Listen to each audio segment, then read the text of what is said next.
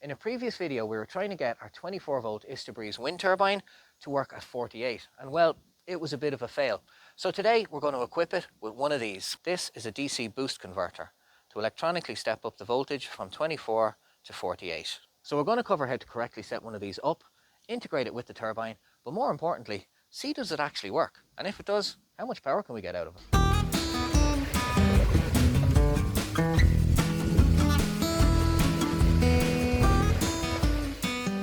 So let's take a closer look at this converter.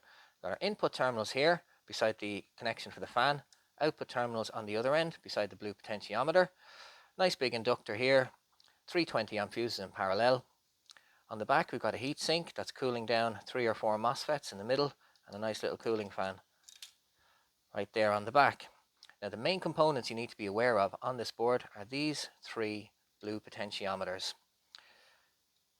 This one here beside the input sets your low voltage DC cutoff, so it tells the board when to switch off at a low DC level, protecting your batteries. The one in the middle here, that's your constant current adjustment. Turning the screw here adjusts how many amps you allow into the board before it's converted up to a higher voltage. And over on the far side you have your output voltage setting. Adjusting this sets what the output voltage level is here on the output terminal.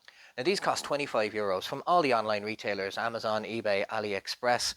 But the key thing to be aware of is that you have to set these up before you install them, otherwise you might do damage to your system. Now I don't have a desktop signal generator, so instead we're going to use a couple of lead acid batteries. So the first adjustment we're going to make is our output constant voltage, okay?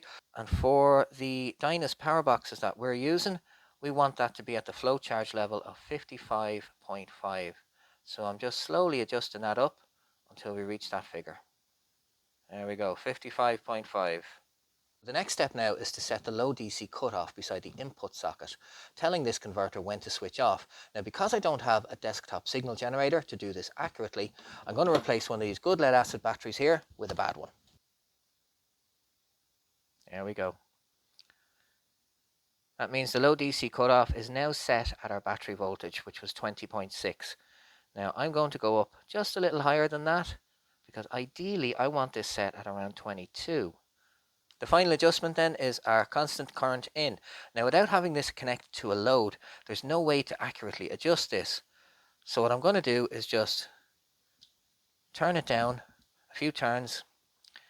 We can fine tune it later when it's installed in the system. So with the basic setup out of the way, we can now go ahead and install this into the system. And to do so, I've made a nice little accessory for it here. It's just a standard junction box, but I've fitted it with a voltmeter to monitor the output and a manual on-off switch so that I can switch this off and disconnect it at will whenever I want to. Now believe it or not, the little Istabreeze did actually manage to make some power on 1 or 2 occasions.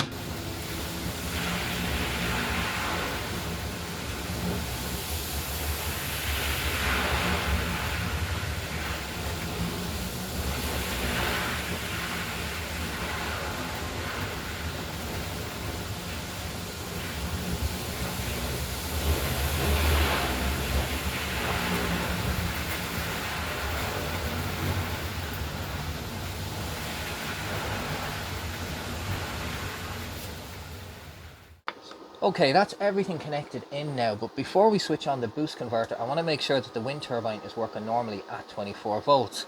Now it seems to be so far. I had a couple of amps up and down there. It's only a gentle breeze outside, so not much happening.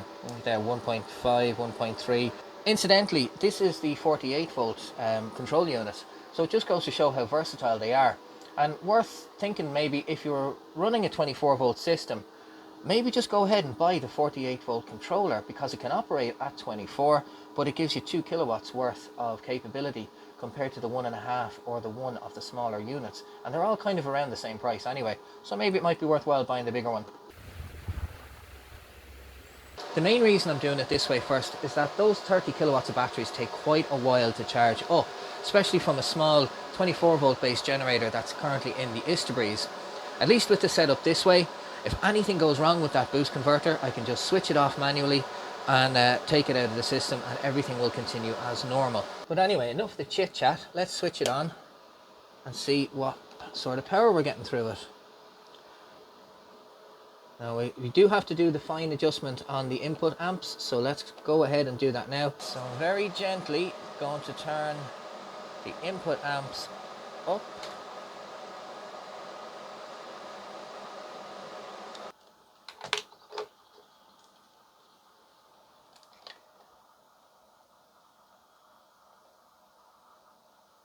I'm sending 5 amps to the batteries. And it's letting in 16 amps. And compare that to the production from the turbine at the moment. You can see the voltage dropping. There is a load on the batteries, but there's no production. And that's because it's only turning slow in a gentle breeze. Starting to get a little bit warm in there. That is beginning to feel warm to the touch.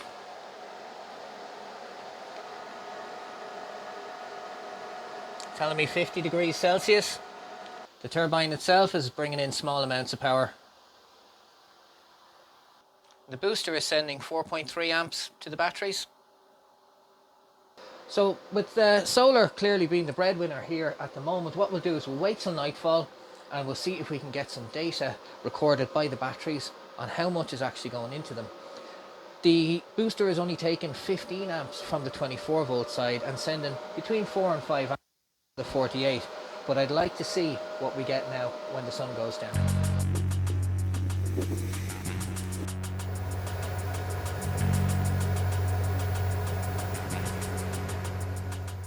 It's now 7 o'clock in the evening. I let the converter run for about 2 hours just to make sure it wasn't overheating and everything was working fine. While doing that, I turned it up to a continuous output of about 5 amps. On the downside, it means it's consuming 15 amps from a combination of the turbine and battery bank, which, to be honest with you, I'm a little disappointed with. As efficiency goes, it's pretty poor. So the next thing we're going to do is we're going to leave the converter running all night long and see, can the turbine keep up with the discharge rate from those lead acid batteries. So here is our current state of charge and consumption in the house at the moment. If it manages to reduce that consumption overnight, we will have the storage data from the batteries and we can go through the whole thing, nothing hidden, and you'll just see it all for yourselves. Hopefully the wind turbine will be able to keep up with the discharge from the batteries. I don't honestly expect it to keep up with the discharge from the house because it's not producing 400 plus watts continuously. It's a wind turbine, it's up and down. So let's get it kicked off and start the test. It's currently sending between 5 and 6 amps into the 48 volt batteries.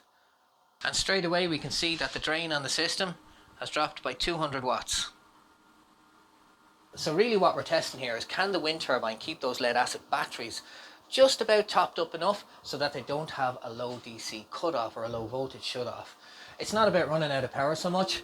When you're running 30 kilowatts of Dynas power boxes, running out of power isn't an issue because they last 3 or 4 days whether the sun shines or not. The biggest problem here is I have to tell Clodagh there's no cups of tea for the night. So if I'm still here in the morning, we'll go through the data. I'll see you then.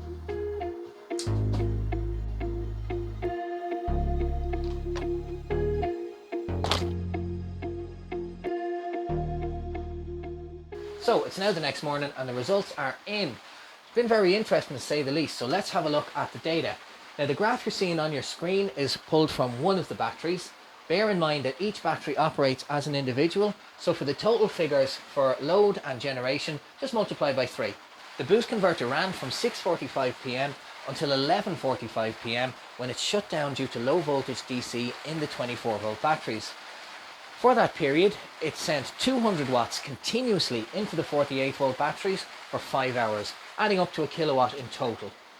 Unfortunately, the wind did die down overnight, meaning that there was very little input from the turbine. In the early hours of the morning, the wind began to pick back up again, and we can see from the high points and low points on the graph when input from the wind turbine reactivated the boost converter, sending power to the 48 volt system for short periods of time. It was around 5 AM approximately when the wind picked up significantly and the input from the turbine was able to match the load in the house for a short period of time. Overall, guys, it's pretty obvious. If you want to charge a 48 volt system with a wind turbine, you need a 48 volt wind turbine, and that's exactly what we're going to do. I have to give a big shout out and a huge thank you, by the way, to Henry, long-time friend of the channel over in the UK, who put us onto a good source to get the generator section of the turbine. And of course, guys, when that arrives here, you'll be the first to know. We can test it out and go through the performance of that 48 volt PMA. And also, let's not forget the new section on the wall over here. We have two pieces of equipment that are highly popular at the moment that we're going to test out.